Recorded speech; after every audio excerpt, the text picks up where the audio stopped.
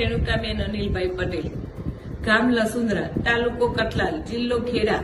મારી દીકરી પલકબેન અનિલભાઈ પટેલ સવારે કોલેજ જવા નીકળી હતી. દરરોજ બપોરે 2 કે 3 વાગે પાછી આવે. એ પરત પાછી ન આવતા મેં એને ફોન કર્યો. ફોન લાગતો ન હતો, સ્વિચ ઓફ આવ્યો. તો સાંજે 2-3 વાગ્યા સુધી એનો 4 વાગ્યા સુધી ફોન સ્વિચ ઓફ આવ્યો. તો એમને શોધખોળ ચાલુ કરી. શોધખોળ ચાલુ કરતા અમને 9-10 વાગ્યા સુધી શોધખોળ ચાલુ જ રાખી. ન મળી તો અમે પોલીસ સ્ટેશન જઈ જાણ કરી કે મારી દીકરી ઘરે પરત ફરી નથી, મારી દીકરી શોધવામાં મને મદદ કરો.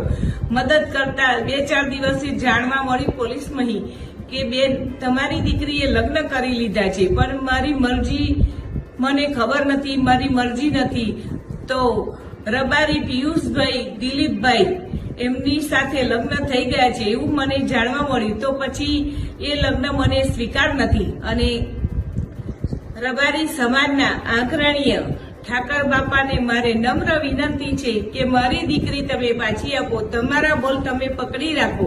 કે તમે જેવું કહેતા હતા કે કોઈ સમાજની દીકરી લેવી નહીં ને કોઈ સમાજની દીકરી આપવી નહીં, આપણા સમાજની દીકરી આપવી નહીં ને કોઈના સમાજની દીકરી લેવી નહીં.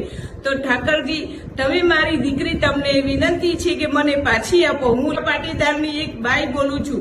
મારી દીકરી મને પાછી જ આપો. બસ એ જ મારી વિનંતી છે. તો જ તમે રબારી સમાજના ઠાકરજી ઘર